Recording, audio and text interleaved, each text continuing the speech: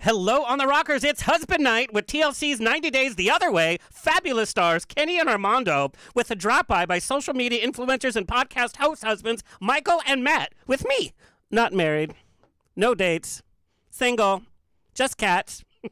Your favorite host with the sassy most. Raise a glass and let the drinks begin. It's On the Rocks.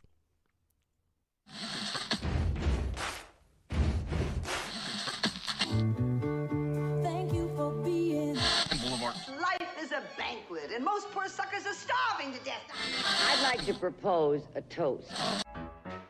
This is On the Rocks with Alexander, where I drink with your favorite celebrities as we talk about fashion, entertainment, pop culture, reality TV, and, well, that's about it. So pop a cork, lean back, and raise a glass to On the Rocks. Fasten your seatbelt. It's going to be a bumpy night. Lord have mercy, buttons and bows and pantyhose. On the Rocks podcast, a place where we're too glam to give it to him. I was just kidding about all that stuff at the beginning of me being single, no dates, with plenty of cats. I don't have cats. Follow us on Instagram and TikTok at On the Rocks On Air, and on Facebook, On the Rocks Radio Show. Send me an email, book me for a pride, wedding, funeral, quinceanera, bris. I don't care. I'll show up. Info at OnTheRocksRadioshow.com. Also, send us your comments. You've been sending us guest requests and guest questions, and we love that. So, info at OnTheRocksRadioshow.com. The show's presented by Straw Hat Media. You can watch and or listen to our now over 320 episodes at OnTheRocksRadioshow.com. You can watch us on Apple TV, Roku, Amazon Fire TV on the Outlet.tv app, Facebook Watch, streaming with pride on SVTV, and on Channel 31 on the East Coast. P.S. I'm still waiting for my TLC spinoff. I don't know what it would be. On the Rocks the other way. We'll see tonight. Let's get the show on the road. Returning to On the Rocks, now that the honeymoon is over, Kenny and Armando on 90 Day Fiance the other way, season 2, that's where we first met them. The couple met in an online support group for gay fathers, and after dating long distance, Kenny moved to Mexico to be with Armando. After years of not being able to open up about his sexuality, Armando finally spoke to his sister about his struggles, and upon receiving her blessing, he came out to his parents again and revealed that he has a partner and they're moving in together. Dun, dun, dun, telenovela time. Kenny finally met Armando's family, tears were shed, and as the family came to terms with them being engaged, moving, and taking Armando's daughter Hannah with them, and after difficulty getting a marriage license, by the way, the two were married in a beautiful ceremony. Hello, People Magazine exclusive pictures. Now that the honeymoon is over, the couple is back for season 5 of the hit show. And boy, is there a lot to talk about, I will tell you. Please welcome back to the show, Kenny and Armando. Ay. Hello. Hola. Here. Hola. There we go. That's the couple I know. I have to ask you, what do you love most about doing the show that keeps you coming back for more? And the spin-offs, Pillow Talk, all that stuff that we love. For some reason, they keep asking us. That's a big reason It's why. because you are fabulous, by the way. That's why. Yes. No, but besides that, even though it's a little bit true, in reality, I think for me, a lot of it is just the coming outside to it. Doing the show has been really like a therapy thing for me. I've been able to talk and have conversations with my family that I wouldn't have had if producers weren't around me, if cameras weren't around me. It's almost like I'm thrown into the Wolf's Den. Yeah. And I end up having to talk, and it's been healing for our whole family, which is great. All right, well, I was going to tiptoe, but since you brought it up, we're just going to dive right in. We see a very different Armando, and I have to tell you, coming also from a Mexican family, there's things that you talk about, things that you're not talk about. And we had seen in your first season that we thought, everything kind of bubbled over. Now we're at a happily ever after.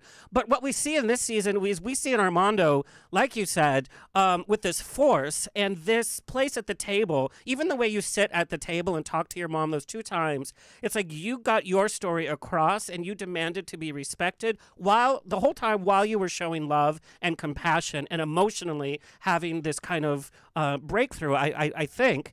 And it shows that you can talk about difficult things on reality TV, but you can still show love for whoever you're talking to. You can still have love and compassion for somebody while you're trying to understand where you came from and giving your side. But this is an Armando that we had not seen before. You're like, this is my story. This is what I was going through. This is what I needed from you and didn't get. Let's move forward because life is definitely changing. Yeah, well, that's the thing, He's found his voice. Yeah, definitely. I'm naturally a compassionate person, a loving, and a lot of that was the reason why I got stepped on in the past. and why I went through the things I went through and why I couldn't be myself and all that. And definitely finding Kenny, he showed me, and I think his maturity and being older than me helped in teaching me what I needed to do for myself, how I needed to stand up for myself and speak my voice, even though he says now I use it against him. But as a whole, I'm a stronger person, So I thank him a lot for that, but also just life and learning along the way. Well, and that's what I do want to bring up is we see the way you guys deal with each other. It's like almost you've somehow even traded some behavioral stuff that we saw in season 2. And I want to know, Kenny, now Armando has his voice. That kind of puts a whole different dynamic on the relationship. It's evolved. It's taking the next step. And we are seeing more conflict this season between the two of you. Not conflict in the reality TV way that you're like throwing chanclas at each other and things like that. But there are heated conversations where, Armando, you are speaking your truth and what you want, and Kenny, you the same, which is, again, a little bit different. So, Kenny, how does that affect the relationship now that Armando is, a little bit botsier? Well, I say silencio a lot. No, I can't. No, it is a little change, but it's also something that I'm really happy about because it really shows me that how much Armando has grown, how confident he is now, sticks up for himself, and even sticks up for himself with me, which is really good because I had to do a lot of changing myself because I was used to kind of doing my own thing, having my way, things like that. So coming into this relationship, he kind of went along with everything I kind of said. And now he's kind of pushing back, which is good. And it teaches me a lot. It teaches me to be a better person and a better husband as well. So I'm actually happy about it. I think it's going really well. And one thing, Alex, that you'll see, like we're getting a lot of comments from people that, oh, look at they're fighting, they're doing this, they're doing that this season, which you do see a little bit of that. But what it is compromise because compromise doesn't always happen in an instant. Sometimes it takes discussion, sometimes it takes disagreements, and then a compromise is made. And that's what people are going to see as the season progresses. I actually think it's healthier for audience to see this relationship at work, and I think it's healthier to have a relationship where there is conflict because that shows the growth of the relationship and it shows the reality of it, and there are no weak sides now. It's like, yes, we are coming to this as full partners together, which I think is so healthy for us to see. But I do want to talk about your fans. We know that you guys are the fan favorites. Everybody loves you, and of course, Hannah, gorgeous light in all of this circumstance. But it seems on social media, the fans, now that they've loved you and accepted you, now it's like, okay, I have seen your fans and keyboard warriors be a little bit more forceful in their opinions, being a little bit more on the aggressive side. And I want to know, why do you think that is, and how do you clap back at this kind of social media? Because, Kenny, I do see you set the record straight without getting too involved in this social media, which can weigh you down. So why do you think audiences are being more vocal? I don't want to say against you guys because it's not really that. They're just challenging what they're seeing more. Then how you deal with that? We get a lot of positive. We get a lot of positive messages. I'm not talking just like tens. We're talking hundreds of messages we get from people that are very positive. And they see what we're talking about and kind of the struggles that we might have, like any normal couple has. And you probably have seen once in a while, I'll pick out something that I see somebody is negative, and I kind of like set the record straight. And I try to put him in a place where view it from this way.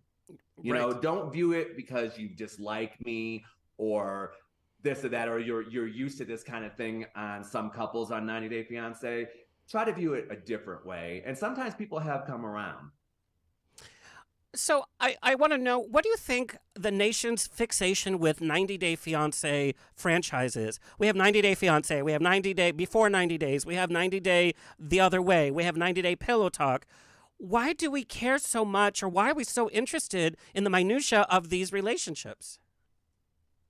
Well, I think, I mean, people love drama, and maybe they also love seeing that their relationship is better than the ones they see on screen. I will say I do feel it in a lot of ways, and this is like tooting my own horn, that when we started on the show, people saw a different side to it, not just drama, but also heartfelt emotions and life situations. And that's why people connected with us, and people seem to like us a lot. And we're happy. You know, a lot of people say we're the boring couple because we're not throwing pots and pans, but we show our life as is, and people appreciate that, appreciate the truth in reality TV, and I think that's what we give ultimately. The lucky thing about 90 Day Fiance is every show you see 6 or 7 couples, and everybody was like us, it would be kind of boring, right? So you have to have those ones that are throwing pots and pans, throwing the F-bombs left and right. You got to have that time. We're kind of like the heart side, I think.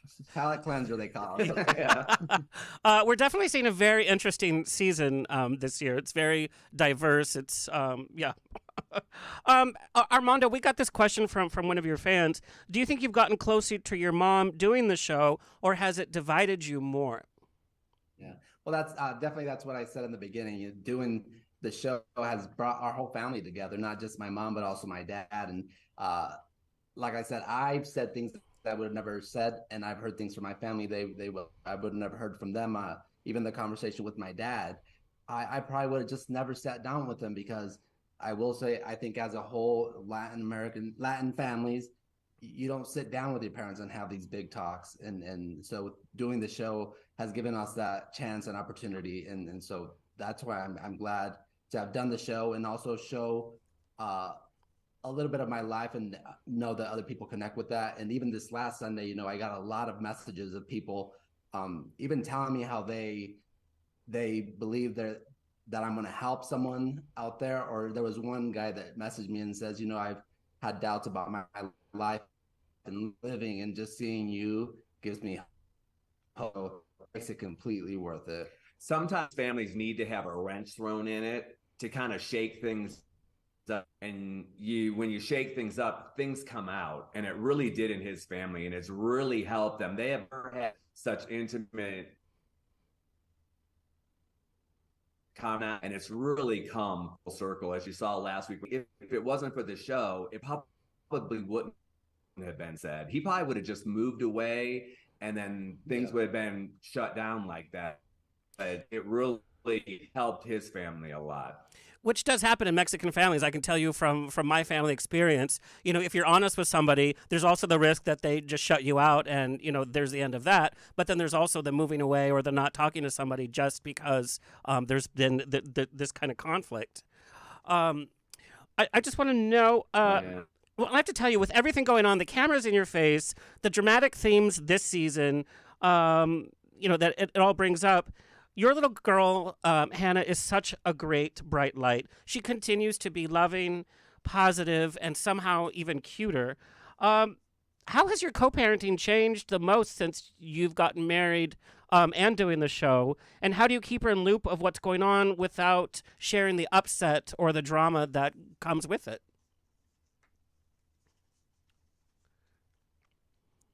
I think we're having some Zoom issues.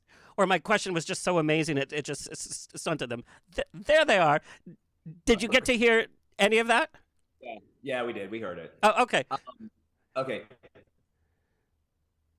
With Hannah, she's very mature for her age, and she has really blossomed over the last so many years. And we had a little bit of struggles in the beginning with parenting her, because I had 4 kids and I kept things in line. And you had to. When I had 4 kids so little, I had triplets that were all the same age. So we have really compromised on that a lot. And things have been really smooth on that. Really smooth on that. And you might have saw too, like a couple people were saying on the conversation we had with Armando's mother a couple weeks ago, and Hannah was there for it. And we got some people saying, how could you have your daughter in that conversation? I saw all those comments. That's why I wanted to bring this up, because I was like, girl. Yeah. But, you know, it's like this. It wasn't people yelling and screaming at each other. It was Armando and his mom having a conversation, Armando sticking up for himself, and telling his mom, this is how I felt and this is how I felt then and blah, blah, blah. She really learned a lot from it. And then after that conversation, we went home, we sat her down and had a talk with her and any questions she had. And she was proud of her dad that night. And the thing with that night is, you know, people don't understand. My mom saying that I'm trying to hurt her triggered me. And in that moment, obviously, I went to my own feelings and didn't realize Hannah was next to me. And, you know, I'm human, and that just happened to happen at that moment. And I said what I had to say and what I felt in the moment after I realized Hannah was there. And then it was like, okay, too late. But you know, it's just things that happen. Well, and I think she has. Well, I think she has a right to be there. Like you, sorry. Okay, real quick. Yeah. The show, because a lot of people think, oh, it's not reality, everything is fake, or producers are telling you to do this, and producers are telling you to do that. Like that conversation and all of our conversations and things that we go through are honestly the truth. We really, when we started this show almost 4 years ago, that we said, if we're going to do this, we're going to be real and authentic. And then whatever comes out, comes out. If people hate us, if we help people, whatever happens, we're going to be real about it. And these conversations are really things that are happening at that moment. 100%. I mean, the chemistry that you guys have together, the chemistry that you have with Hannah, and the affection and the growth that we saw from your mom from those 2 episodes, by the way, from the week before and last night's episodes, we see growth from your mom. We see her come into tune with her emotions, no matter how difficult the situation is, and that's just life. And what I was going to say, because I saw those comments too about how could you have Hannah at the table there, I'm like, she has a right to be there. This is her family. This affects her, and the fact that, like you said, Kenny, she is so mature. She knows exactly what's going on, and she is so grounded. And now she's learning how she can express her feelings as she grows up and has her own issues with you as parents, with her surroundings, with her own feelings. And that's the safe place that you're providing. And that's what I see. I don't see the others like, well, kids shouldn't be around. Well, then how do you expect them to learn about life and how to communicate? True that. All right. Your internet seems to be coming in and out. I wonder, what city are you in that the internet's so bad? Sorry. We're in Mexico. Tell you that much. Did you see how I tried to sneak that in there? Oh, I'm such sneaky. I have to say that one thing we have to be very proud of, you know, in your first season that you were on the show, we know that getting the marriage license was so difficult, and now we know since then same-sex marriage is legal in the whole nation of Mexico, and that's just amazing. And that's, you know, maybe perhaps if your story wasn't out there in such a big way, there wouldn't have been that pressure or those conversations happening. Well, when we tried to get our license in Baja California, the state that we lived in, to get our marriage license, everybody said, you know, go to Mexico City, you'll have no problem getting it there. And we said, no, we want to get married here. We want to get married where we want to get married, and we're going to fight for it. And after that, when we went back there and we won after we went to the human rights and everything like that, they said all of Baja California, all of the peninsula and that is now going to allow all gay marriage. And it was because of us fighting for it. And then before you know it, the whole country went that way. I mean, that just gives me the chills. You guys are part of that history, and Hannah is part of that family history too. And, you know, Armando, your mom is part of that family history as well. Kenny, we've seen a lot of Armando's, you know, his mom and his kind of family situation. We haven't really heard much from your side of the family this season. What do they have to say about your current situation and this season? Are they watching the show? They don't. My family, both our families don't watch it a whole lot. I don't think they like to view it like that, I guess. And some of my daughters even get upset when they read things. And my one daughter like stuck up for me on something a couple of weeks ago, and I told her, don't worry about that. But they're coming up on the show. A couple of my daughters will be on, and we have some discussions that we need to get cleared up and stuff. Because, you know, we're always talking about moving. We're talking about, so we have a lot of things that we're through. You're really people are gonna be shocked because we do have some, and a lot is gonna be told, and lots gonna come out. Well, so in talking with that, you guys are under a lot of stress this season. That's clear. How has your relationship gotten through all of this? What are the keys to a successful marriage while dealing with reality TV, with dealing with these family and relationship issues? I think it only makes us stronger. What do you think? It has. It has. We're like fighters, and he's really come along as a fighter. I always have been the type that I fight for what I want. I set goals and I really try to achieve them. And he's come a long way in that too. So we're disagreements we always know at the end of the day that, you know, we're a family, we're together, and it doesn't matter what other people think or other people say. It's really what's best for us, and we usually figure it out pretty well. So, like, do you have rules for communication? Like, Did I say it okay? well, I do have rules for communication, such as when it gets too heated, I have to step away so I don't say something I don't mean. Or do you have like we can't go to bed upset with each other? What kind of rules or things do you have in place of okay, this is how we're going to have this discussion? Well, you actually said both of our rules basically. I've always told him let's not go to bed upset, and I need to walk away for a minute. And I need to, take a breather, and then comes back, and we can, have a conversation or whatever, say our feelings. But that's one of our two of our rules. Well, and we never have knock down, drag out kind of deals. We really are pretty good at it. We're 99% where we discuss it pretty calmly. Like I said, next week is that 1% where we didn't.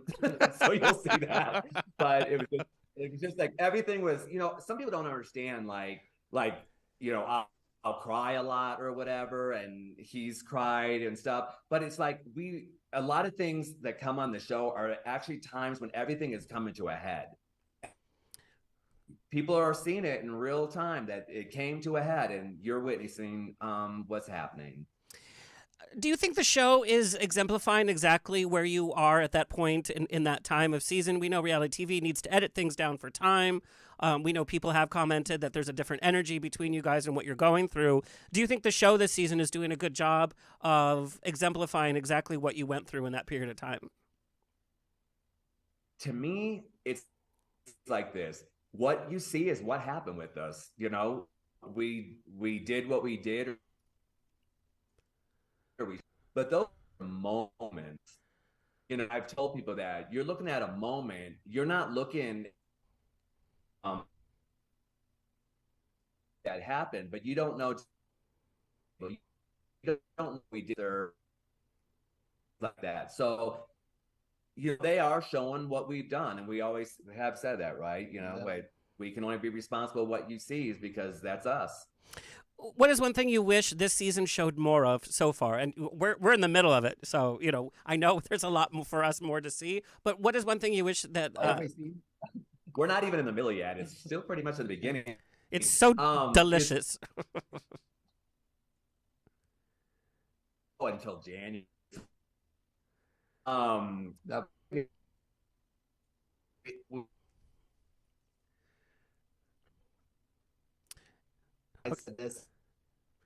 You guys, so we're having more Zoom issues. We didn't get that whole chunk of it. Maybe you guys want to reset your. We didn't get that whole chunk. Can we move? We can get closer to the router thing. Do we have time? Yeah. If you want to take like a little quick, because we missed that whole chunk. Yeah. Just 1 second. Yeah. Okay. So You bring the mic up to us. And I just have to tell our viewers while they're moving. Of course, Kenya Armando's first season is so bingeable and watchable. But I have to tell you, this season, I got through all the episodes, and it's quite. There's a lot to take in, especially with the other couples. But it's such a treat and such a joy to see this couple going to that next level of marriage. And it's like this is the reality of what happens after the honeymoon period is over.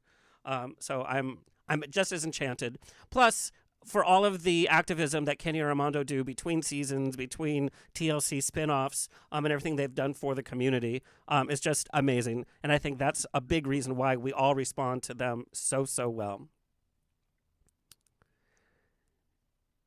Now, where's my TLC spinoff, Tony? What would my TLC spinoff be about, do you think? Do you really want to know? No. But we should be good or better. There we go. Yeah. Much, much better. It's okay. It's what it is. Okay, so I'm going to ask that question again because unfortunately we missed that bit. What is one thing you wish the season would have showed more of, or maybe even less of?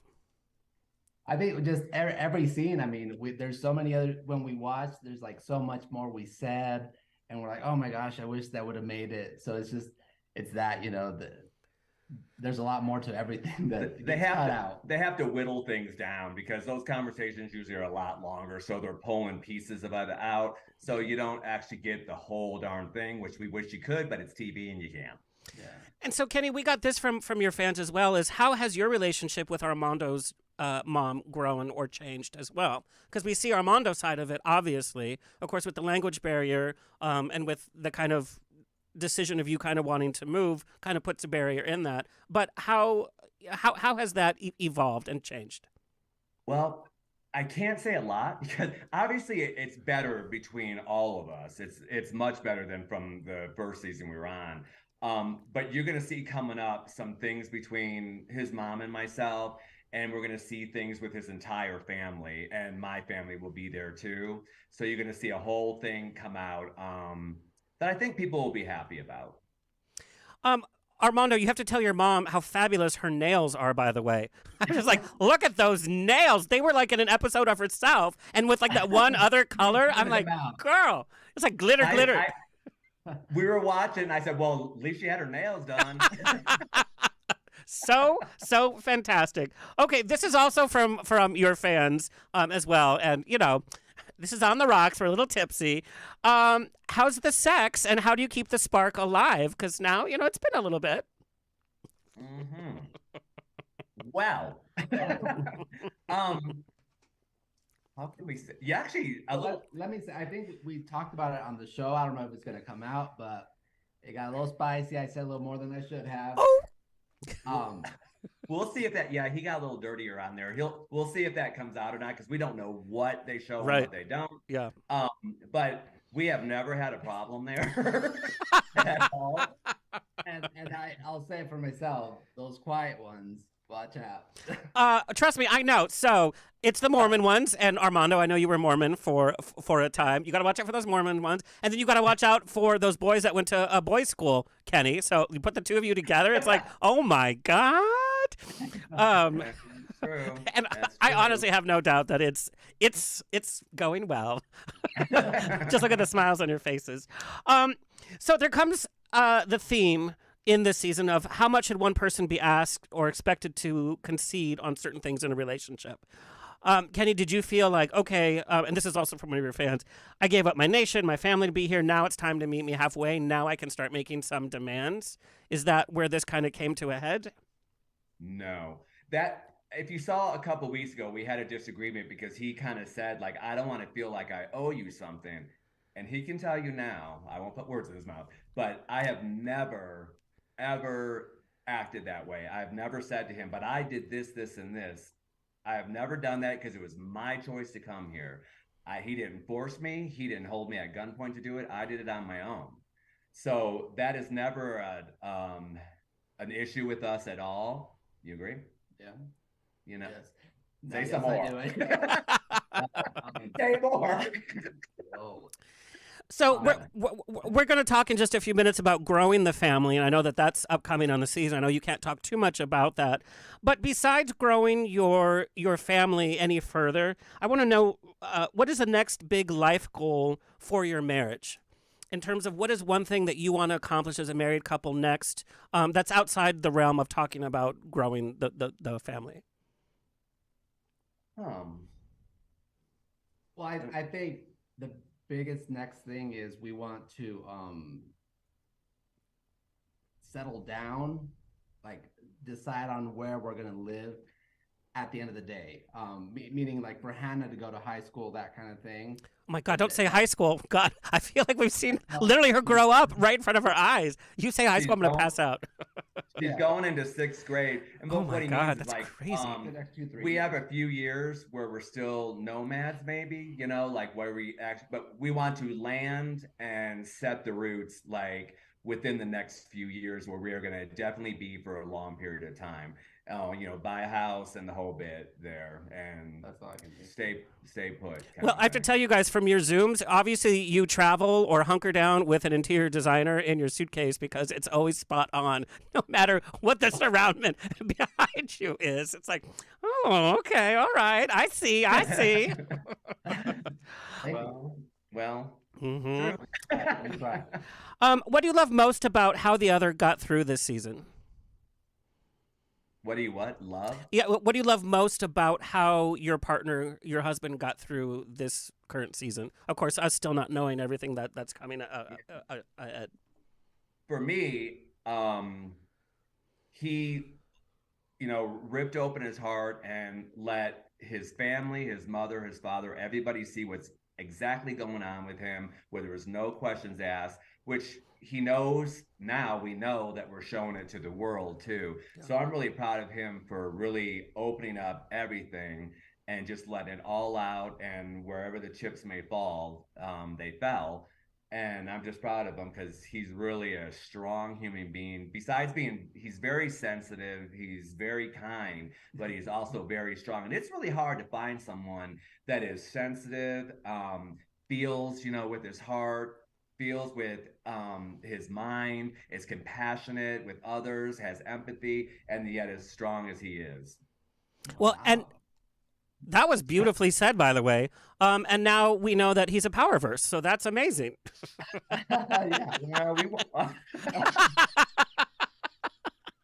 You're bad. I know. That's what we do. And Armando, what do you love most about how Kenny got through this? What? Well, now you're gonna make me look bad. No, I think I can't say what I love most about this season because it's gonna be on the show. So you guys have to wait. All right. We have to tune in. Well, I tell you, I'm already ready for next week's. Like that preview, I was like, damn, girl. It is really crazy, Alex, because you really forget that those damn cameras are there. You really don't. Because afterwards, like on some things that happen, we'll get in the car or wherever we're going, like, what the hell just happened? Yeah. What did we just do? Yeah. And like you said, you never know what they're going to put in and what they're going to choose and what they're not going to choose. Hey, trust me, of 100% of everything that we film, you only see maybe 85% of it. Yeah. All right, we're gonna bring in some friends of yours that you recently connected with, because we're gonna talk about the next step. We're gonna talk about growing our family, and the ins and outs of that. I'd like to welcome to the show Matthew and Michael, meeting almost a decade via YouTube videos. Michael and Matt finally met, and it was love at first meet. The two would go on to get married and dominate the vlog world with their travels around the world. Their social media has rapidly grown, and their content is now not just limited to travel, but also captures the humor and reality of married life. Their most ambitious undertaking is yet to come, as the two have decided to add to their family and are currently on the path of fatherhood. What does that look like? Well, it's a long and windy road, and the two have decided to share their journey in hopes of educating and helping others with the debut of their new podcast, Who's Your Daddy?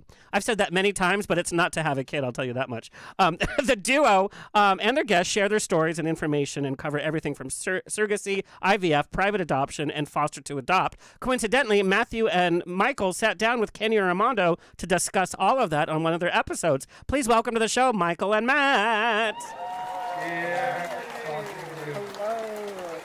It was the worst interview we ever had. I'm kidding. Really? No, we found out a lot of good stuff. Like, Kenny, one of the things that I found out was how you had your kids to begin with, and that whole kind of process way back when, and the difficulty in doing that, and some of the charade and shenanigans that you had to get through just for that. But I want to know, so Michael and Matt, you are fans of 90 Day Fiance. What was it like to sit down as another married couple, kind of probably having gone through some of their growing pains yourself? What were you most excited to talk to them about? It was cathartic. It was amazing because, yes, 90 Day Fiance is our favorite show of all time. We watch it every week. Last night's episode was incredible, by the way. Crazy. And Yes, we literally watched them on TV last night. but sitting down, and talking about our common experiences of just, I don't know, growing up gay and then getting into this position where we can actually start to have families. I think that was inspiring to hear from them of how they've developed their families and have come together over time. So yeah, definitely. And hearing how Kenny went through kind of, the process that we're sort of going through, but years and years and years ago, and how it's changed. How much it's changed Yeah, since then. yeah. So and can you Way kind of back in the Stone Age. can you share a little bit about that story, because I think there is a lot of confusion out there of how you had your kids, and kind of share about the homophobia you kind of had to work through and fake behind to have your kids. Try to condense it real quick. First, let me say the interview that we did with these guys was amazing. We had the best time with you. It was your second best time. Second best time. Okay, yeah. Second best time. Second best. We'll talk later, guys. Yeah. Now, what I did, I always knew I wanted to have kids, and that was one thing about coming out gay was really hard. I'm sure you guys, if you ever thought about years ago, I want to have kids. How do I have kids if I'm gay? And especially back then, you would have to get married, right? Well, and I thought about that to do that, but then I thought, I can't do that to a woman or whatever. I have to be true. I'm going to figure out a way. And then the early 90s came around, and a friend of mine offered to have a child for me. And in vitro was just starting to come around, and the success rate wasn't very good. But we went in to do it, and they said, you have to be married. You guys are married? Yeah, we're married. Then we had to sign and have notarized that we were married and all that kind of stuff, and we were not. Lied through our teeth. That's insane. But yeah, and I had my son, and then a couple years later we tried again, and she was pregnant with twins, but she lost them at 4 months. And then the next year I said, okay, we'll try it one more time, and bam, triplets, and had 4 children that way. Amazing. That's insane. That's what boggles Isn't my that wild? mind. Yeah. I would be so Triplets. nervous. I'm the worst liar in the world. There's no way I could have pulled that off twice. Oh, honey, no one would believe you were married and straight. So no, just kidding. No, same, right? You're like, hey, girl, I want the best baby available. I just wore some Dockers and a polo polyester shirt. Ours would have to be flannel or something. Yeah, flannel, like a backwards cap. I'd be like, yeah. Flat my hair. Kenny and Armando, I know that this is an upcoming theme, so I know you can't reveal too much. But can you talk about what Hannah has to say about the conversation of growing the family? Like the first time it ever came into conversation, what was her first kind of reaction? Yeah, that is upcoming, but she likes being an only child. She likes being the princess, the only girl. So there is something there. But I have so much in common with Hannah. I just have to tell you, only child, princess, quite beautiful, I might add. I don't want a sister if you do this. I want a brother. Oh wow. Yeah.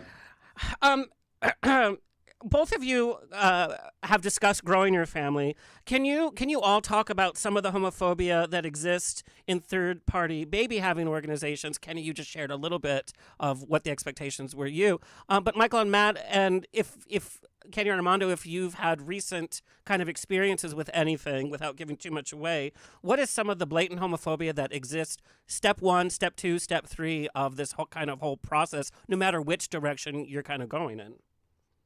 So the first thing that you have to do, it depends on which process you're going through. So I think specifically surrogacy and adoption, there are agencies, there are clinics that might have a Christian backing behind them that can just flat out say that they don't work with LGBTQ couples. So when you're looking for an IVF clinic, or if you're looking for an adoption agency, as a queer person, you have to see if they're queer affirming and if they work with gay couples. So that's kind of the first step. And additionally, with foster care, if you're going to do foster care, foster to adopt, those organizations are usually run, there's offices regionally or city specific or county specific. and it can depend on like the political affiliation of the people that are working at that clinic. So or what state you're in. Or what state you're in. Yeah. We've heard stories of people getting stuck at these like foster care offices and then just never getting placements, never getting the ability to adopt because they're just there for years waiting and waiting and waiting. Same thing can happen with adoption. Same thing can happen with surrogacy. You can just be put on these lists and then just never hear about getting matched with anyone or anything because of homophobia. What happened with us, because originally, if you saw in the last season we're on, when Armando brought up about wanting to have a child or having a baby, I was all up for adoption. Where we live, there's an HIV orphanage that only has HIV children, and no one ever gets adopted from there. And one thing you didn't see on the show, and I'll spill the beans on this, we went to an adoption clinic to check into it, and we were filming, and they cut it off, and they said, you can't do it. They wouldn't sign the papers, blah, blah, blah. And so it never got shown. But anywhere in Mexico, a gay couple can never adopt a child. Wow. That's won't happen. You know, and I'm sure that kind of conversation is happening, just like you guys helped change same-sex marriage laws there. I'm sure that that's down the line, but that's probably really far down the line. And we did get to see that orphanage on your social media because you got involved and you helped raise money. And again, that just shows that you guys really support the community. But that's just a very sad fact. Yeah, they showed the orphanage, and we went to the orphanage, and we ended up doing a fund for them, and we raised $25,000 for the orphanage, for the HIV orphanage, which was really wonderful, and it went a long way for them. Yeah, I want to add, because Michael and Matt kind of reminded me of this, which is it's very unfortunate because every place we've gone to, or adoption or whatever clinic, that you have to ask, are you okay with us being a same-sex couple? We even called, back then we called orphanages, and a couple hung up on me as soon as I asked the question. Know that we're affiliated, to religion or something like that. So that's the kind of homophobia I guess we deal with, and it's just sadly a reality that we have to state who we are and who we're with. Literally he called people, orphanages and adoption agencies, and they hung up on him right away when he said, it's a same-sex husbands, and they hung right up on him. And how many kids in Mexico don't have a happy home right now because of these laws? I mean, and it's like, who's really suffering here? What point are you trying to prove? If you love children so much, wouldn't you just want them in a happy home? Shouldn't that be the number one priority? That doesn't make sense to me. Well, we still get, and since the beginning that we've been on with Hannah, you still get those people that say, oh, that poor girl, that she's being raised by us. And I'm sure you guys, Matt and Michael, that you've gotten people saying, you don't need to adopt a kid or have a kid because you're just going to make them suffer and crap like that, which is just BS. Yeah. Oh, there's also, sorry, that just reminded me that kind of expectation for LGBTQ plus couples that they need to adopt and that they can't do surrogacy. Like, we can't have genetically tied children, or that we don't deserve that in a way. It's weird because there is this dichotomy of if you're a straight couple that's trying for a baby, people don't ask straight couples oh, well, why didn't you just adopt when they announce that they're trying for a baby? Or if they're struggling having a child and they decide to use fertility treatments, nobody's having that conversation of why are you guys doing that? Why don't you just adopt?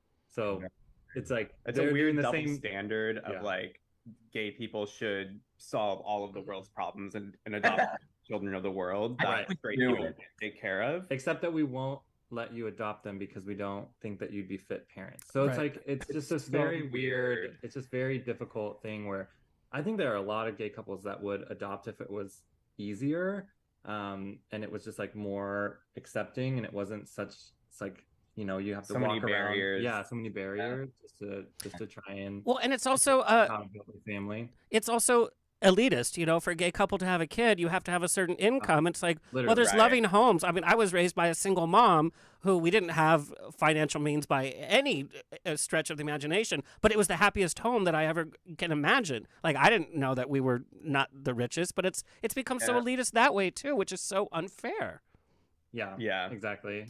You don't have to make, $150,000 a year to make a kid happy and to give him a home. Exactly. Totally. but according to that paperwork, you sure do. Yeah. Both you guys are in the public eye as a couple. How do you know what is too much to share with your fans? What aspects of your life and relationship are you not putting out there? Because we see a lot from both of you, and I know some you can control, some you Yeah, cannot. said, well, he puts out his feet. Yeah, they show their feet all the time. But Feet Finder, hello, they have to pay for, feetfinder.com. I know. Should we get them up here? Should we get them out?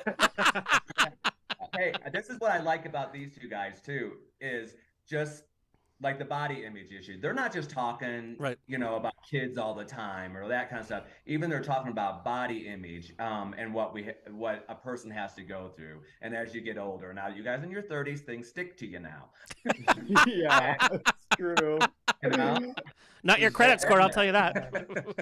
Like, I'm gonna have a cookie, and that cookie stays with Yes. me. I'm like, And before it did not. But that's what I like about these guys, because they show a lot of themselves for them, and that's why they have such a great following and have a big following and people love them, is because they put themselves out there, show their heart, they're vulnerable, and people love that, and people gravitate towards that. And connect, because I have even with Yeah. posts they've made and stuff. So It's feel like we know them, like we've hung out with them.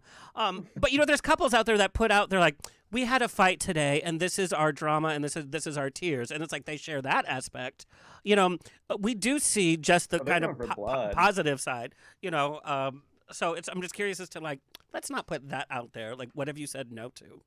I think I'm the one who sort of reins in what we put online. I have a more probably like guarded. I'm just a more guarded person, I think, in that. I think interesting. Matthew's always been online. He's always been on YouTube. Like he processes things externally. I process things internally. And so like the way that he copes with things is like he would make a YouTube video about it. Like he would just talk about it, and he would have to like verbalize it, and his words would have to be like spoken. Whereas I like take everything internally, and I'm like, just give me like a day, and I'm gonna process this, and then I'm gonna be fine afterwards. Which was super interesting when we first like got together, because he was just like talk, like everything had to be talked out, and I was like, oh my gosh.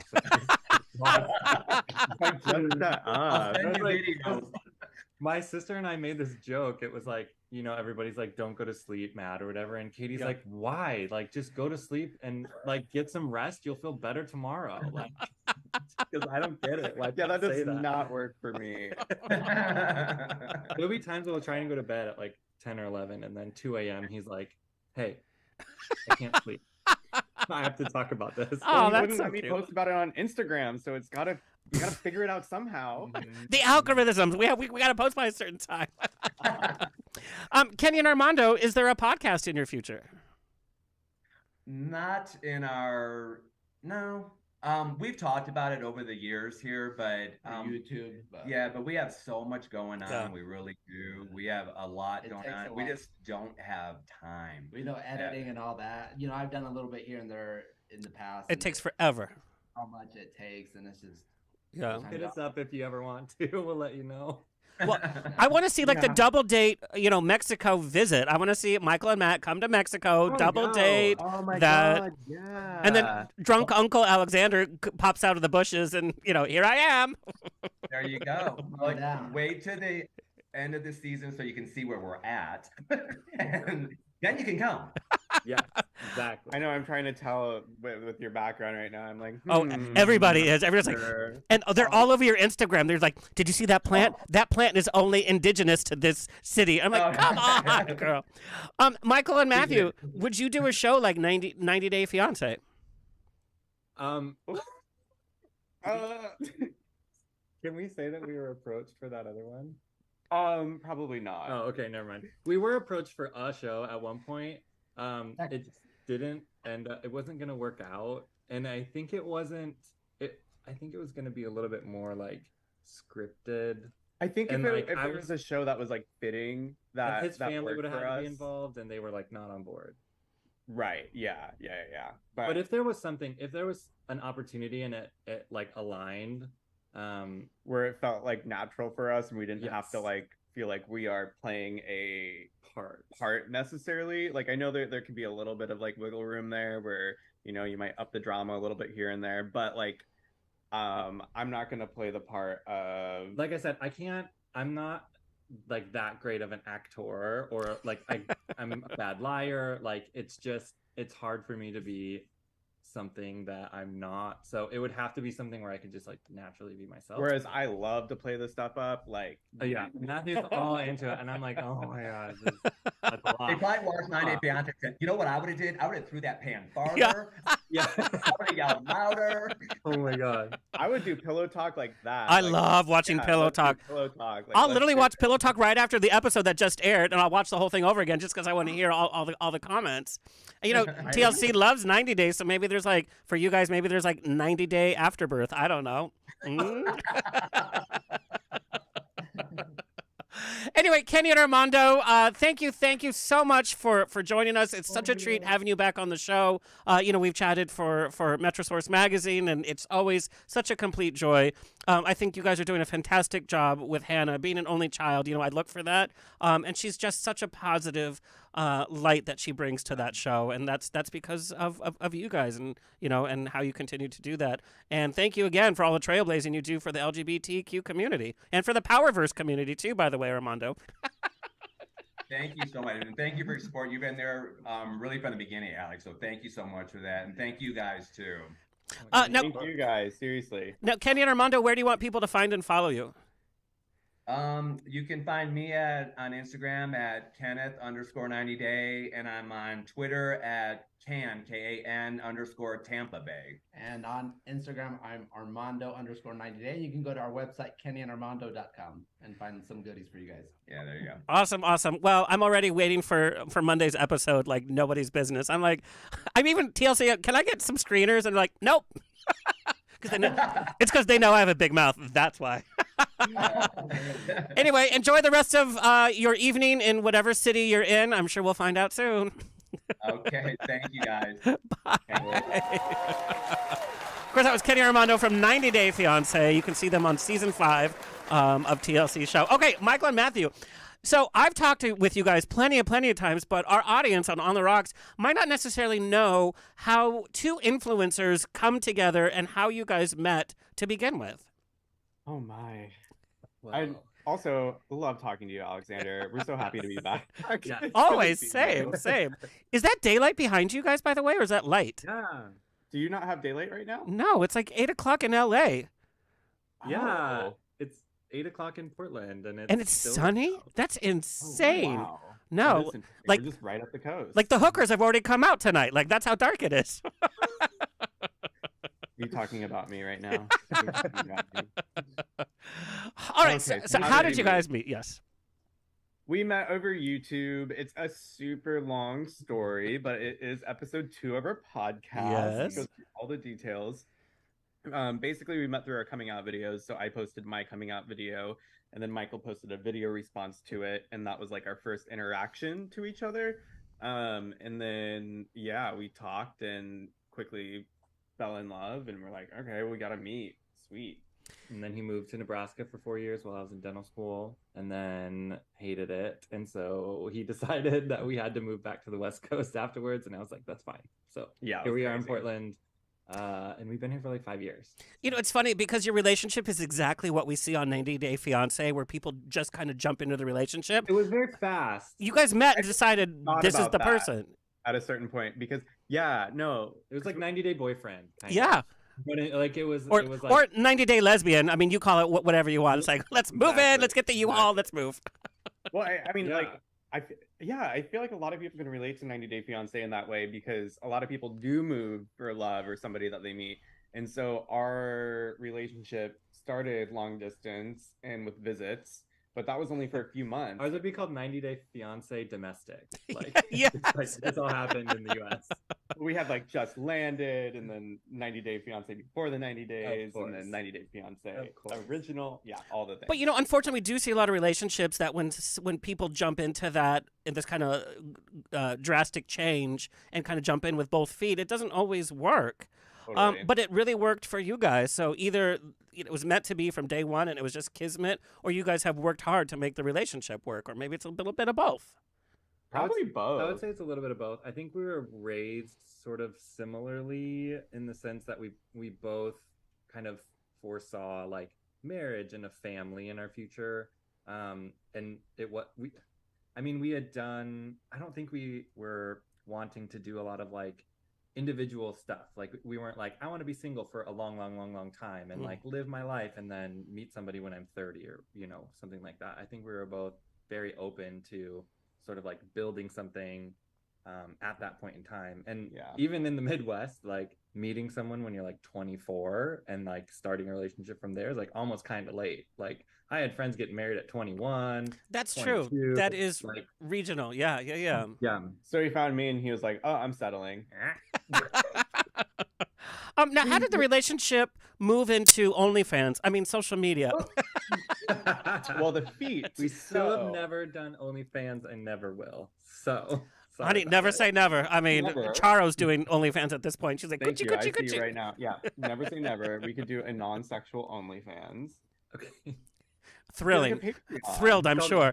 No, but how did the relationship move into this full-blown social media couple phenomenon? Like, was it a discussion that you had? Because I know you had done videos separately, but to be like, okay, this is our empire now. Like, our relationship started through social media. It started through YouTube, which is kind of like, I don't know, different. Most people, are meeting on Tinder, Grindr, other apps, etc.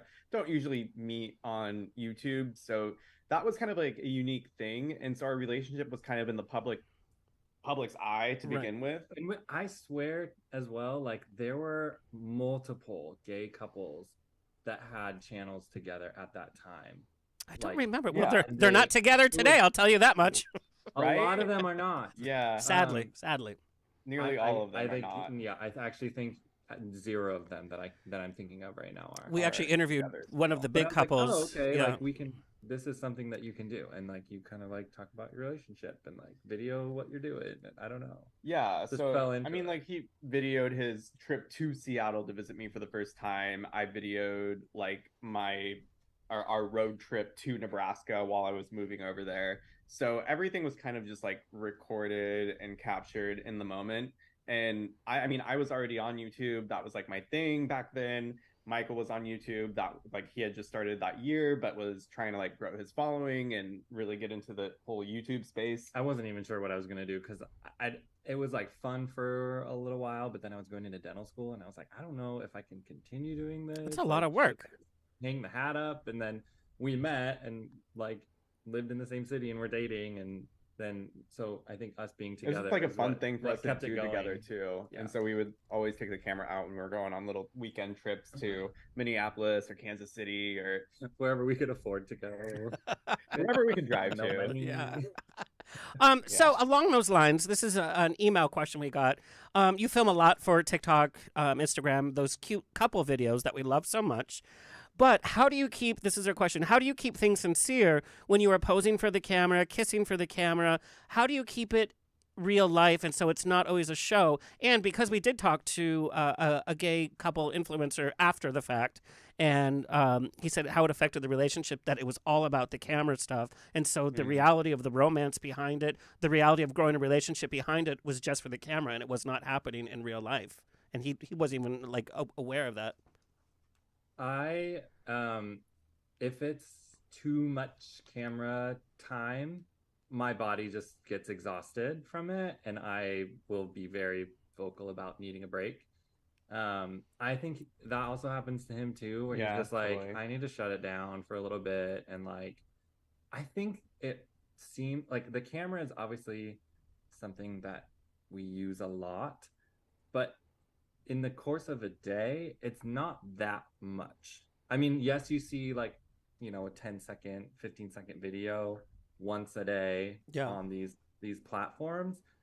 And I think that gets extrapolated into thinking that we're always in front of it. But I think once you get a handle on it, you kind of know how to use your time. I think we're very task oriented. So a lot of what you see on social media is typically fabricated, especially like, TikTok videos and those Instagram trends and things like that. So, it's like filming a skit or whatever. So you can do that and be very task oriented to be like, we're setting out, we're doing this, we're doing that, we're doing this. And then once you're finished, it's like, okay, put the cameras away, like we're done with that. Let's go do something else. It's also why I sort of like just like travel vlogging is kind of what my favorite thing to do is, just because it's like, this is what we're doing, this is where we're at, this is what we see, this is what we experienced. And we very much like set out to like with the goal of capturing those things. So it doesn't feel like it's really imposing on, like, we're both in agreement of like, oh, we want to capture this. This is a fun project. And I love photography. I love videography. So I feel passionate about doing that and I get joy from it. Michael likewise loves capturing things on the go. And like, yes, those, you know, obviously any kissing photo is staged, right? Like no matter who you are, no matter what you're doing. Unless a friend took it while you weren't looking or you didn't know necessarily. Right. But I would say like 98% of anybody who's posting a kissing photo, like, you know, like engagement photos, your wedding photos, like those are all just staged moments. Or like a selfie that you're like kissing together, you know, like it's all staged. Yeah. But I mean, I think in a lot of those aspects, we're taking those photos in places where we're trying to be visible as a gay couple, or we're at an event that's like celebrating the LGBTQ community or something like that. And it's also like just sort of inspiring us and making us feel comfortable to do that in public. And then I think also that's sort of a thing where we're like trying to show people that you can do it. You know what I mean? Like you can be comfortable in public. You can do that. You can show affection. And you don't have to. That's a really good point. I guess our approach is take 5 or 10 minutes and get content, and then the rest of the time be present. Oh, so along those lines, you guys are so busy with married life, with content, and now the decision is, okay, let's have a kid. Yeah. How are you going to have time for that? Who started that conversation? We had that conversation a long time ago, I think. It was always something that was going to happen. I had a stipulation that I wanted us to have, like, own a house first, so that we could, I just felt more stable that way. And then essentially, I think once we sort of bought our house, we were sort of thinking like, okay, this is going to happen at some point. We talked to a few people who were in the process of surrogacy at the time and a few people that were doing foster care. I had a friend that had just adopted. And so we were just sort of like milling over options for a while and trying to figure out which route to go before we ultimately landed on doing surrogacy, at least first. And then I think time-wise, like for managing time and everything, having a kid sounds crazy. And then at the same time, it's like, I don't know. I feel like our lives will adjust accordingly to like, it's just going to change. What we do on a day-to-day basis is going to change, and that's okay. We know that that's the direction we want to go, and we want to have a kid, and we're okay with making changes in our lives to account for that. Yeah. So, and I know you talk about this on your podcast, Who's Your Daddy? Talk to us a little bit about the choices that you were considering in terms of growing your family. What did you check off? Like, no, this is not for us, and why you've ended up on surrogacy?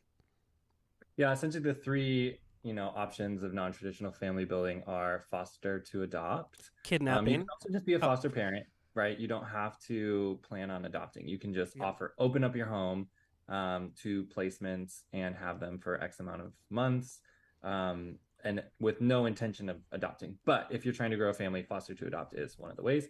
Usually the hardest, just from like a mental perspective, a legal perspective, the unpredictability of it. Yeah. Then you have adoption, private adoption, where you're going through an agency, and then surrogacy. So foster to adopt, we were traveling a lot at the time. And sometimes we would just get an opportunity and it'd be like, can you be here in like a couple weeks? And it just felt like that was going to be a lot to try and figure out, a lot to juggle, because you can get a placement within like 48 hours, so you just don't know what's going to happen. You don't know if you're going to be in town. Yeah. I don't feel like we felt pretty busy. And I think fostering, you kind of want to be a little bit more at the home, time when stable. I Like, mean, and I was slow working full moving. time at the hospital, and Oh yeah, and then you were just going to part time at a new job, right. or no, you were still part time. You switched jobs during that time, but anyway, like there was way too much going on in our lives to be able to take kids in at that point.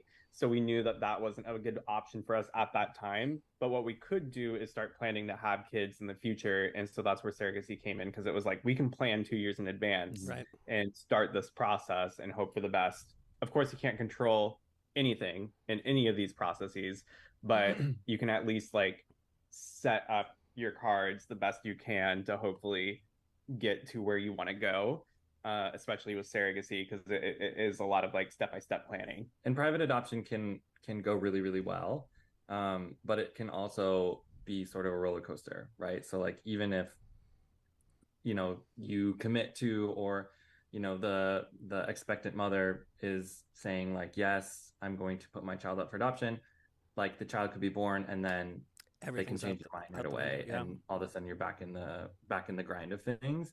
And I think what we saw just from people that we knew who were going through these processes, we just saw surrogacy done more.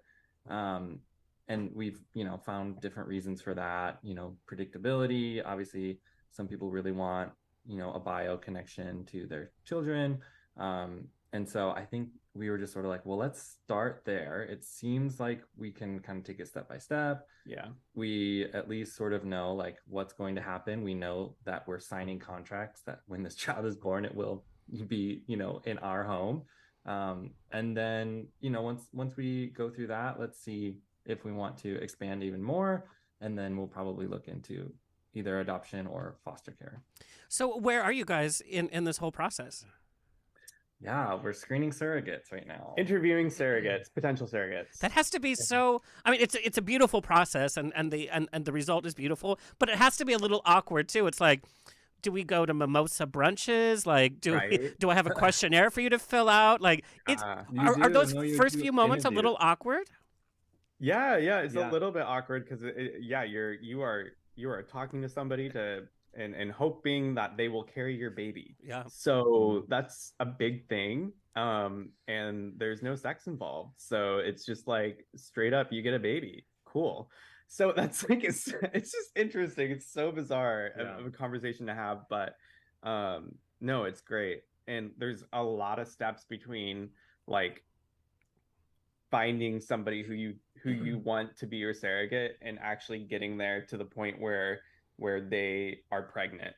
And there's so many hurdles to jump through, and at each of these stages it could be somebody telling you it's not going to work with this person, you have to go find someone else. So it's hard. It's this is like months and months and months of planning, and you try to like find a person who's going to work really well in the scenario. And then there could be, I don't know, a medical record that doesn't match right for what the IVF clinic needs, or a financial situation, or something like anything can come up, and it would just like start back at square one, where you have to like interview and try to find somebody. So that's kind of where we're at, and we're just fingers crossed and hoping for the best. I want to know, and this getting a little deep here. You guys met early. You have this whole married life, and now you're going to get into fatherhood.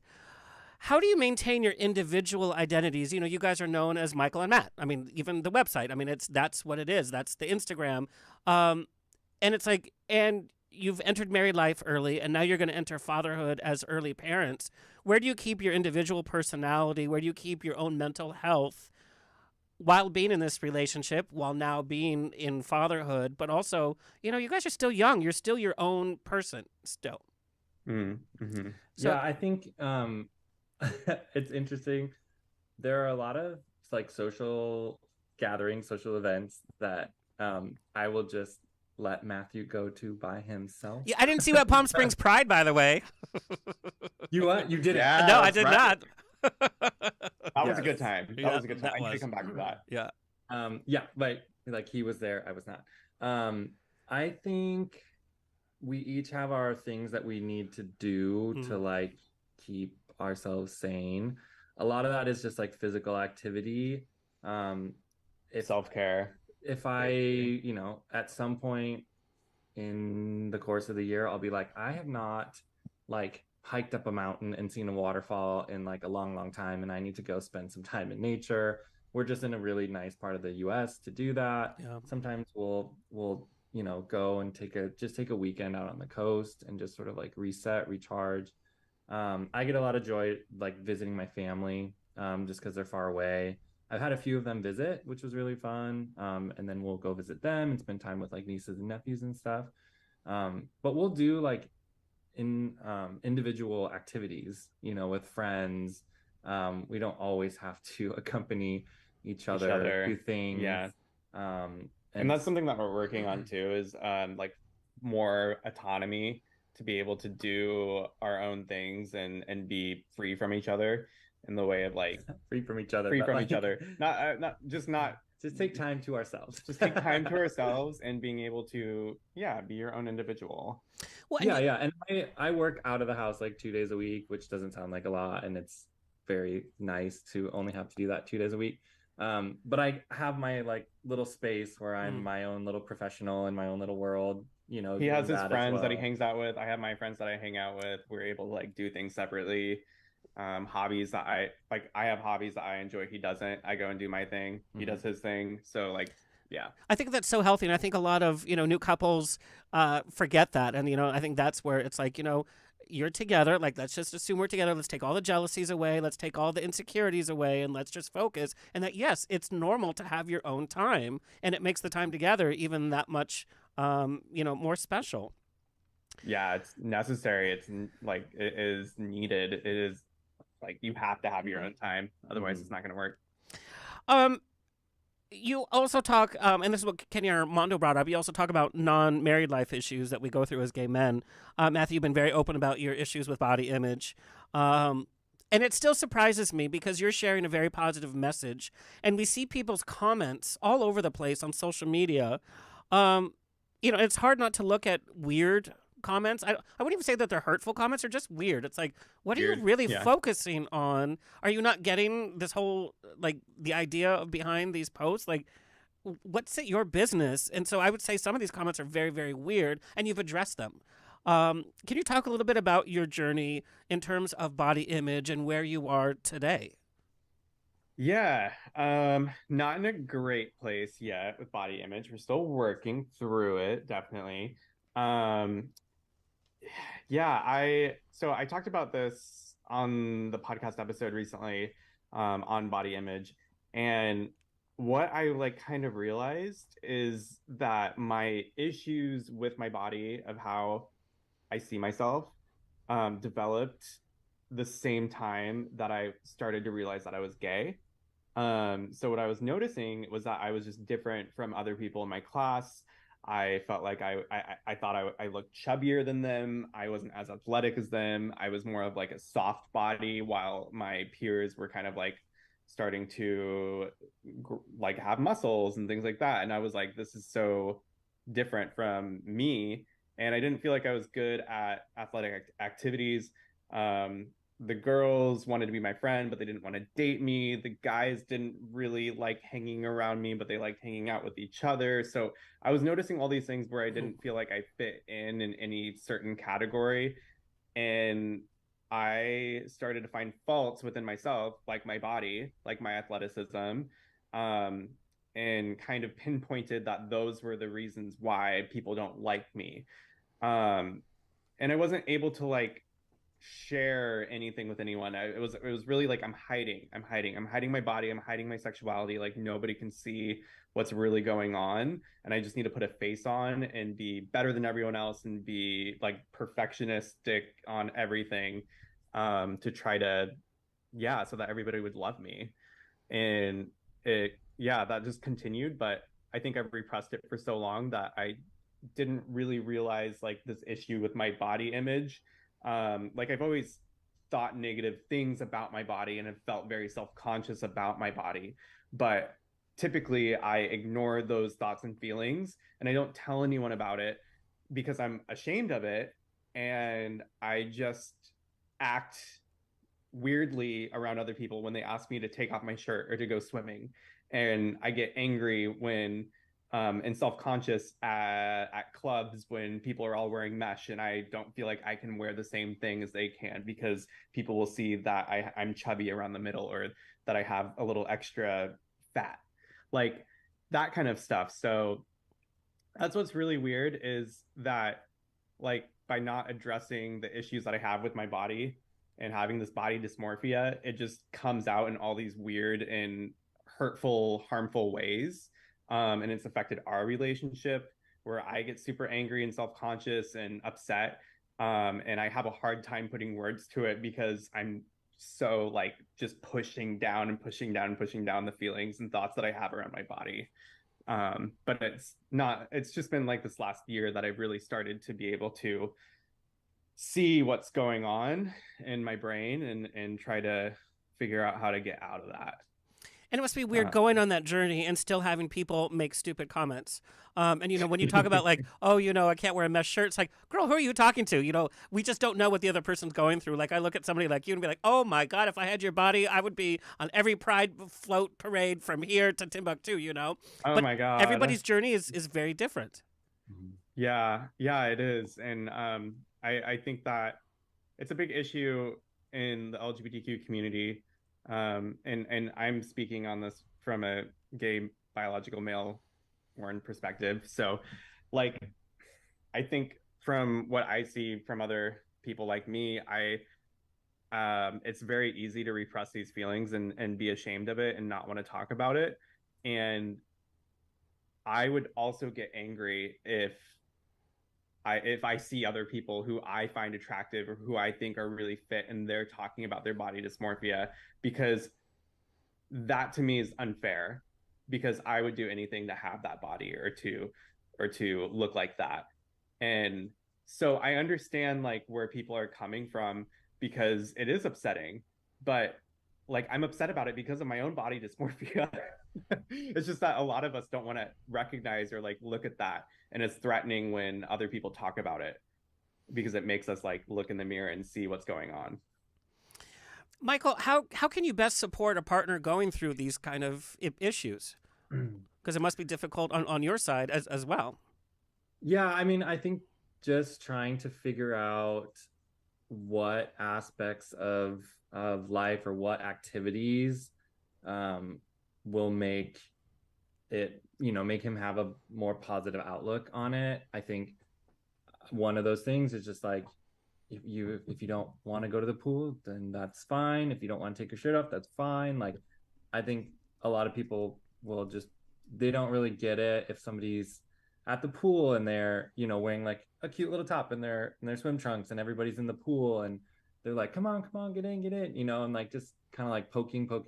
And you're just like, no, I don't want to. So just being aware of, I think, just those little things of not trying to pressure him to do something that he doesn't want to do. There have been a lot of times where like, he's like, I'm not going in the pool or I'm not doing this. And I'm like, that's fine. And then he ends up doing it because, you know, something changes, he feels comfortable. It's a safe place, yeah. I try and point out, you know, I think when he goes to the gym, he's mentioned he sees everybody around him is like more fit than him. And I'm like, I don't see that at all. Like I see people who are way less fit. I mean, however you want to and that's what everyone's at the gym for anyway. Right. You know? Or way more fit than me. Right. So when I go to the gym, I see people on when I'm looking at them, I'm like, right. Oh, okay. You know, they have this But body. I typically have blinders on and I'm only seeing the people who are super fit and the bodies that don't look like my bodies. And it's this comparison that automatically occurs and it puts you in a dark place when you're in situations. Not that he has to have the same outlook as I do, right? But I think it's good to be aware. Just trying to be like, you know, I typically see like when we're out at parties or we're out at the pool, like our friends who we're hanging out with, I see a lot of different bodies that are shirtless, wearing Speedos, wearing swim trunks, wearing whatever, or even at the gym. Like I'm like, I just see a lot of different body types. And when I see those people and I'm like, I could kind of care less right. about what they look like and whether or not they would be fun to talk to. Like I've met so many people who are like way more physically fit than I am, but just nothing's going on up here. And I'm like, I don't care anymore. Like I don't care anymore. Like if we can't have a conversation, I do not care how pretty you are. It's like I would much rather have, you know, anybody else who can hold a conversation, and I don't care what they look like, you know. And I think that's just maybe my perspective on it. And so then I reflect maybe that back on myself, and I'm like, look, if I'm a good person, if I'm nice to people, if I can carry on a conversation, they shouldn't care what I look like. 100%. And I think that's how it should be. I don't know. And I do think we're seeing that kind of representation of diversity of bodies. We're seeing it in mainstream media, but now we're also seeing it in LGBTQ media. We're seeing different body types. We're seeing different colors. We're seeing all these different personalities in all their glory. So I think that's a conversation that's actually happened pretty fast. I think COVID had a lot to do with it because a lot of these perfect bodies, you know, we were all at home. We had nothing to do but order Uber Eats. Guilty. And so I think people had a different relationship with their bodies because, you know, they did enjoy food. They weren't at the gym 4 hours a day like some people do. And so I think people came out of COVID being okay where they are because they're happy and they're comfortable. So I think that conversation has happened quickly. All right. I want to know, when you have kids, what is the biggest piece of advice you would want to give your child about life? God, that's hard. Oh, that's a big one. Ooh, heavy. I think something that maybe was in like talked about when I was younger, I think it's just finding like there's good in everyone. Like everybody is like very worthy of love, of support.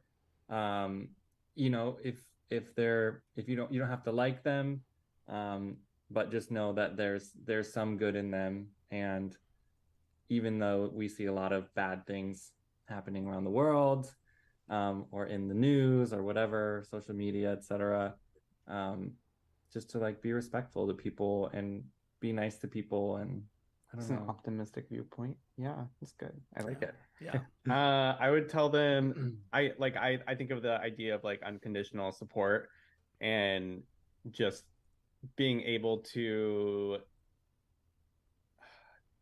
tell our children that they will be loved and supported no matter what they decide to do in their life and what they want to be, who they want to be. I just want to like set that kind of tone from the beginning to be able to know that there's like radical acceptance that we're not going anywhere and we will love and support them no matter what. So I think that's super important and gives a kid a good base to go off of, just knowing that they will be loved and supported. You guys, I just love chatting with you, like we said. And you guys, I can't wait till we find out what Kenny and Armando have to say next week. I think there's like some big news on the horizon. I'm just like, obviously it's about where they live, and obviously it's about whether they're going to grow their family or not. Oh, I know. Big things. All right. Also, I'm obsessed with that couple, the guy from Oregon who's gone to the Philippines. Oh my God, it's so uncomfortable. So uncomfortable. I am just watching it. I'm like, oh my God, it's crazy. It's crazy. Oh wow. That one, yeah. I mean, and then the girl who went to India, and she's like, I'm not going to do any of that. You know, I don't know how that's going to end up either. It is very, I was very trying to watch interesting. the Pillow Talk, like, but it was too like it was time to go to bed, and I couldn't fast forward far enough, and I was like, I really want to see what the Pillow Talk is on this girl because I have some words like. I don't know, like same. It's a good season. Did not think this through at all. Such a good season. All right, gentlemen, where can we listen to your podcast? Where can we find and follow you? Who's Your Daddy podcast? On Apple Podcasts, Spotify, wherever you stream, it's available on all platforms. We also post visual podcasts on our YouTube channel. So youtube.com/Michael and Matt. And Who's Your Daddy podcast? Oh, it's uploading now to a new. Yeah, so we had made a separate YouTube podcast page. So it's if you want to watch the visual of it, it's youtube.com/Who's Your Daddy podcast. It also has its own Instagram page with all the little cut downs of the best snippets of all the episodes. But where you'll find us every day is Michael and Matt 1 on TikTok, Michael and Matt on Instagram, and then basically Michael and search Michael and Matt anywhere, and it will pops. Except Grindr. I looked on Grindr. There was no Michael and Matt on Grindr. Well, keeping him honest. Gentlemen, I can't wait to see what happens with your family, and we're around for the whole ride. Thank you so much for sharing your life story with us. Thanks so much for coming on, and let's all go to Mexico. Like, let's just drop in. I'm ready. Family trip, let's go. I think Kenny would end up hanging out with us till like 2 or 3 in the morning, and Armando would be like, I'm going to bed at 10. Like, I think that's what would happen. 100%. Yeah. All right, gentlemen, go back to your sunny evening. I can't believe it's sunny there. That's insane. The sun's going down now. But, Yeah. You know, all right. Well, and I'm gonna come visit you guys soon, and we'll party it up before you officially become daddies. Perfect. Yay! Thank you so much for having us, Alexander. All right, thank you, gentlemen. Well, and that's all, folks. It's always a grab bag of fun here every weekend on The Rocks. Big thank you to our engineer, Tony Sweet, our social media clip editor, Alexis Mendez. Please like, share, subscribe, so we can continue bringing this fabulous programming coming your way for free. Until next time, stay happy, stay healthy, stay sexy, and if you drink, stay tipsy. Why not? This has been another episode of On the Rocks. Tweet me and slide into my DMs on Twitter and Instagram at On the Rocks On Air. Find everything On the Rocks for free at OnTheRocksRadioshow.com. Subscribe, like, review, and share. Until next week, stay fabulous.